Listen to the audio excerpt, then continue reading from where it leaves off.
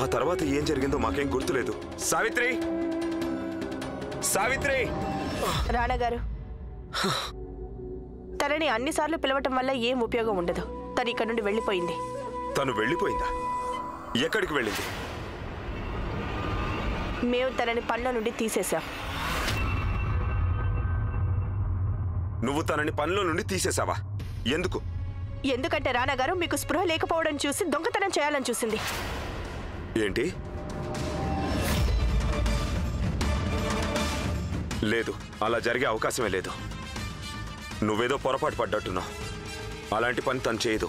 సావిత్రి అని పేరు పెట్టుకుంటే అందరూ సతీ సావిత్రులు అవ్వరు కదా రాణగారు. అయినా మేమే స్వయంగా మా కళ్ళతో తను మీ ఉంగరం దొంగలిస్తుండగా చూసాం.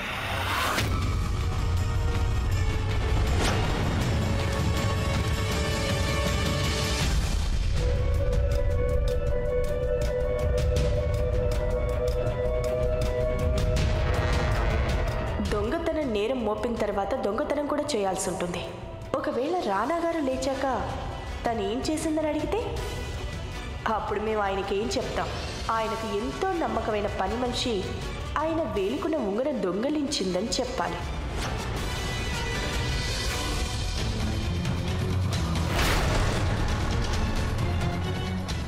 అలా జరిగే అవకాశమే లేదే.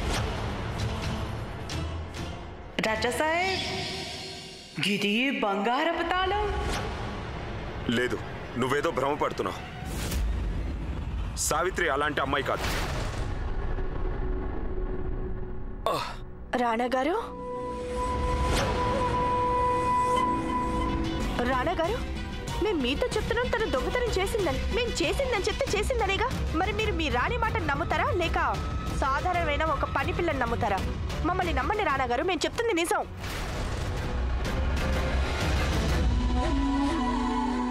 రాజా సాహెబ్, బయటోళ్ళు చెప్పింది ఏంటో నీ మనసు చెప్పేది వినవా?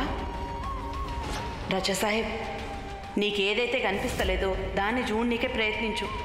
నిజంగా నేను నీకు పూర్తి నిజమేందో తెలియకపోవచ్చు. గంతేకాదు రాజా సాహెబ్, నీకేదైతే తెలుసో గదెవరో కల్పించిన అబద్ధం. రాణాగారు, మీ ఆరోగ్యం అస్సలు బాగోలేదు. మీరు మీ మెదడు మీద ఎక్కువ ఒత్తిడి తీసుకురాకూడదు. ఇలాంటి విషయాలు చూసుకోవడానికి మేము ఉన్నాం కదా. మీరు ఇవన్నీ మా మీద వదిలేయండి రాణాగారు. ఇవన్నీ చూసుకోవడం మా బాధ్యత.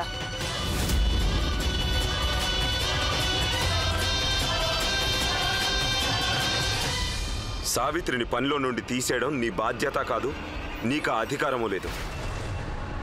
ఇది మా మెహల్ రాజేశ్వరి. నువ్విక్కడ నేరం మోపగలవేమో కానీ తీర్పులు మాత్రం ఇవ్వలేవు. ఇక్కడ తీర్పులిచ్చే అధికారం కేవలం రాజులకు మాత్రమే ఉంటుంది.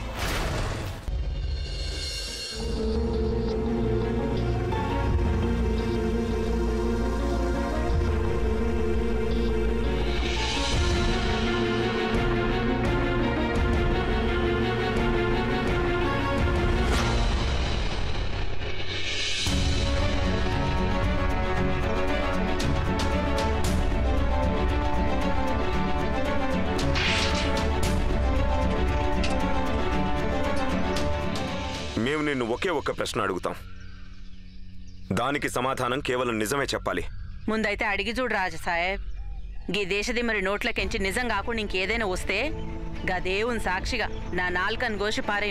నువ్వు మా ఉంగరాన్ని దొంగిలించావా లేదా? లే, నేను నీ ఉంగరాన్ని దొంగిలించలే. గిదే నిజం, కానీ పూర్తి నిజం కాదు. అయితే పూర్తి నిజమేంటో చెప్పు. సోంచాయించు రాజా సాహెబ్. నిజం పదునైన కత్తి లాంటిది. ముట్టుకుంటేనే చెయ్యి తెగుతుంది. మేము అలాంటి కత్తులతో ఆడుకుంటాం. ఇక దీని గురించి ఆలోచించాల్సిందేమీ లేదు. అయితే అసలు నిజం ఏందంటే నేను నీ ఉంగరం దొంగిలించలే రాజా సాహెబ్. నన్ను బందుకుతోని గాల్చిన తర్వాత నీ తల పగిలిపోయినట్టు బాధపడ్డావు. గప్పుడు నేను నీ గదిలోకి తీసుకుపోయినా, నిన్ను పడుకోబెట్టినా. ఇక అప్పుడు నీ రెండో పెండ్లాం గదిలోకొచ్చింది. నన్ను నీ గదిలో చూసి నోటికొచ్చినట్టు తిట్టింది, మస్తు తిట్టింది. ఇక అప్పుడు తను నన్ను బజార్ దానా అన్నది. తర్వాత ఉంగరం దొంగతనం చేసినానని జూట ఇల్జాం నా మీద పెట్టి మహల్లోకించి బయటికి దోషించింది. నువ్వే సొంచాయించు రాజా సాహెబ్. నిజంగానే నేను ఉంగరం దొంగతనం చేస్తే నేను ఇంతవరకు ఈయన ఎందుకుంటా? ఎప్పుడో ఈడికని చురికిపోయేదాన్ని. ఒకవేళ నువ్వు చెప్పేదే నిజమైతే మరి రాజేశ్వరి మాతో అబద్ధం ఎందుకు చెప్పింది? దీనికి జవాబు నీ పెండ్లామే చెప్పాలి, లేకుంటే నువ్వే సోంచాయించుకోవాలి. న్యాయం ఊహల మీద కాదు, సాక్ష్యాలను బట్టి జరుగుతుంది. అయితే గా సాక్ష్యం నేను సంపాదిస్తా. గా ఉంగరం ఈ మెహల్ల గాని దొరకకుంటే అప్పుడు నేను నా గేదెలన్నిటినీ పందెం కాస్తా. నువ్వు ఆ ఉంగరాన్ని వెతకగలవని నీకు అనిపిస్తోందా? నువ్వు నాకు సాయం చేయాలి గాని రాజా సాహెబ్, గాడిద తల మీద లేని కొమ్ముని కూడా కనిపెడతా. ఇక ఈ ఉంగరం ఒక లెక్క.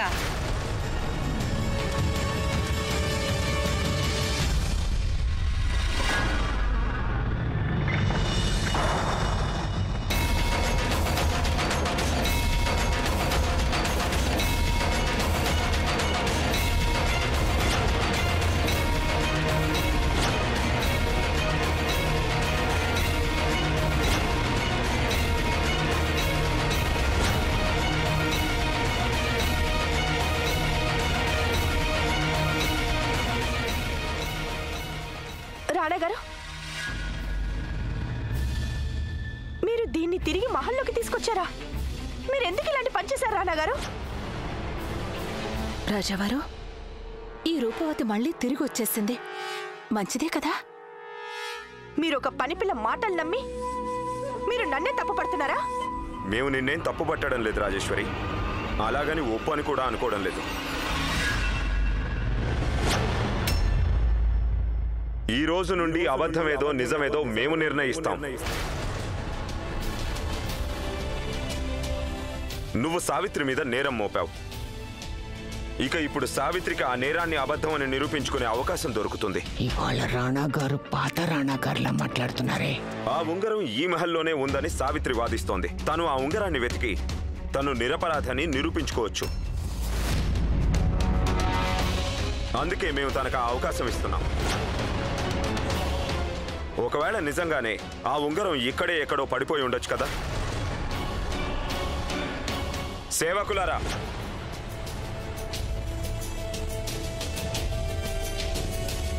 అన్ని కిటికీలను అన్ని ద్వారాలను మూసివేయండి. ఇక్కడి పనివారు కానీ ఈ ఇంటివారు కానీ ఎవరు ఈ ప్రదేశాన్ని వదిలి వెళ్ళకూడదు. సావిత్రి ఆ ఉంగరం కోసం ఈ మహల్ మొత్తాన్ని వెతుకుతుంది. తనకు ఆ పోయిన ఉంగరం దొరికేంత వరకు లేదా తను తన నేరాన్ని ఒప్పుకునే వరకు ఇక్కడి నుండి ఎవరు ఎక్కడికి వెళ్ళరు, ఎవరు ఇక్కడికి రారు.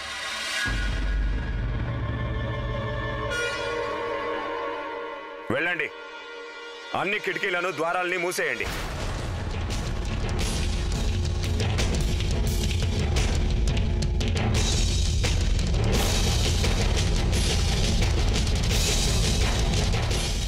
నిజాన్ని దాచిపెట్టడం వల్ల ఉపయోగం లేదు రాజేశ్వరి.